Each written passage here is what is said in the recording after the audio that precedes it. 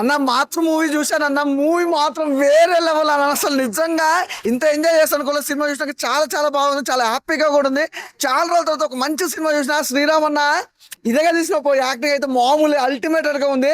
ఆ యాక్టింగే కాదన్న, నీ డైలాగ్ కూడా చాలా బాగుంది. అంటే సినిమాలో నాకు ఎక్కువగా నచ్చిందంటే మీ యాక్టింగ్, ఆ డైలాగ్ అయితే చాలా బాగా ఎంజాయ్ చేస్తా. పాజిటివ్ వైబ్ ఉందన్న, అంతే వైబ్ తోటి బయటికి వచ్చే సినిమా చూసిన తర్వాత సినిమా మాత్రం మామూలుగా లేదు, నెక్స్ట్ లెవెల్ ఉంది. అంటే స్టార్టింగ్ నుంచి ఎండింగ్ వరకు ఆ సస్పెన్స్, ఆ థ్రిల్లింగ్ మూమెంట్స్ అసలు మామూలుగా లేవు. అసలు నెక్స్ట్ లెవెల్ ఎంజాయ్ చేశా. అంటే నాకు థ్రిల్లింగ్ సినిమాలు అంటే మస్తు ఇష్టం.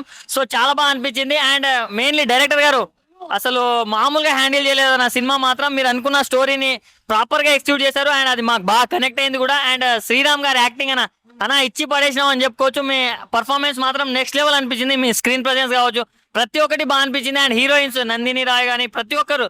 శ్రీరామ్ గారు చాలా డేస్ తర్వాత తీసిన సినిమా నిజంగా చాలా అంటే చాలా బాగుంది.